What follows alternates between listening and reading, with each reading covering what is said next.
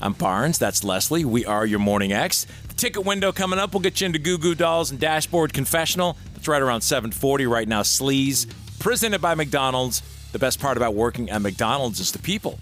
Finally, Jamie Foxx revealing the mystery illness in that Netflix special that's on right now. What Had Happened Was. That's the name of it. He details the health scare that kept him out of the spotlight. April 11th, I was having a bad headache, and I asked my boy for an aspirin. Before I could get the aspirin, I went out. I don't remember 20 days. What they told me was that they took me to the first doctor, and that doctor just gave me a cortisone shot and sent me home. But my sister said no. 4'11" of nothing but pure love said that something's wrong with my brother. She came over to see me, and I was lethargic, and she says, get him in the car. That ain't my brother right there. My little sister, who's always played the background, now got to play the lead. They say she drove around Atlanta sort of aimlessly. She didn't really know where the hospitals was, but as she was driving around, she came upon Piedmont Hospital. So they tell me my sister took me into the hospital, and this cool white boy, Dr. Schutte, he told my sister some horrible news about her big brother. He said he's having a brain bleed that's led to a stroke. Yikes. I mean, there's so many parts of that are scary. And then the doctors were like, this recovery is going to be rough. So that's why he went away. He had to go away. You like the way they used the whole Diddy narrative to promote it? They did, to promote it. He said Atlanta saved his life. And then here's this. This is what he says. The internet said that Puffy tried to kill me. That's what the internet was saying. I know what you're thinking. Did he? And then he adds a reference to Diddy's now infamous and so-called freak-off parties. Quote, I left them parties early. I was out by 9. Oh, the crazy stuff didn't happen till after 9? I don't believe that. Well, maybe, but he addresses it. Yeah. But the fact that he doesn't remember 20 days? That is scary stuff. Scary. Well, here you go. They made an appearance, Jay-Z and Beyonce. They're on the red carpet with their daughter, Blue Ivy, for Mufasa, that premiere with their daughter's 12, as you know. And obviously she's in the movie, Mufasa, the Lion King. It's out now. And, of course, she's in the movie with her mom. And they were all smiles. Don't know if you saw that or not. But, of course, out and about with all these allegations and the civil lawsuit against Jay-Z. Do you realize if they pull him down, you know who one of his best buddies is? And you know he's going, oh, boy, Obama. Oh, I didn't even think about that. And Jay-Z, I mean, the people that are going to be, and Beyonce, what about her whole empire? I mean, if this dude goes down. It's, you talk about empires and empires. Man, this is getting juicy. Hey, remember when you and I were talking about Bill Burr maybe being related to Billy Corgan? Yeah. Yeah, well, on his podcast, Anything Better, he's addressing something else. He had some comments about the assassination of healthcare CEO Brian Thompson. Paul, what's going on in New York? We were just talking about it. That CEO got whacked.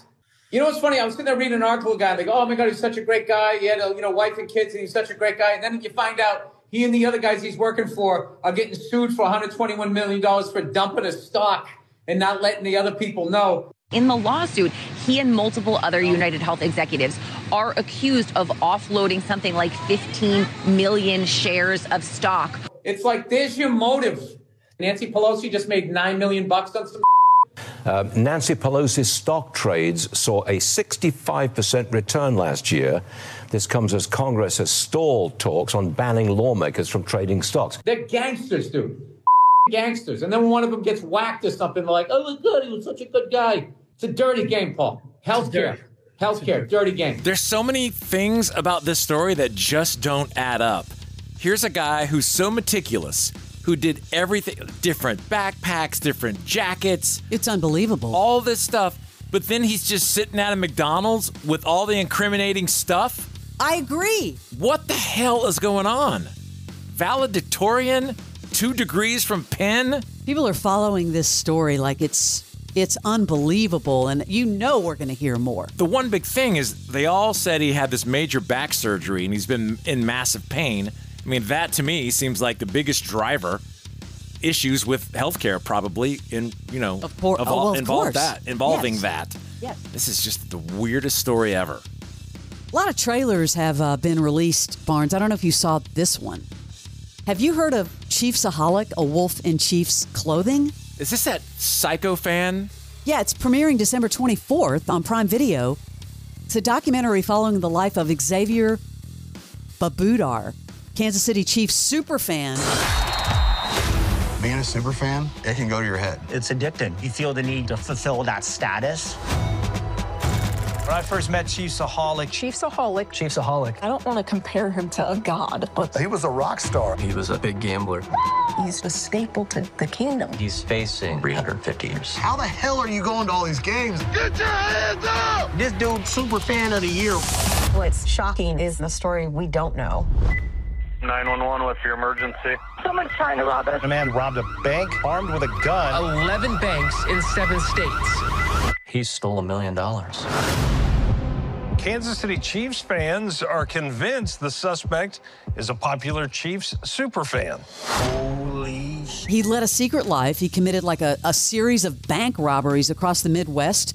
So basically, the documentary has all these never-before-seen interview footage with him, as well as people that knew him, and explores, of course, the events surrounding his arrest. He was eventually charged, by the way, with armed robbery of 11 financial institutions. He stole more than $800,000. I'm sure they probably figured a way to weave in Taylor Swift somehow in that documentary. I would not be shocked.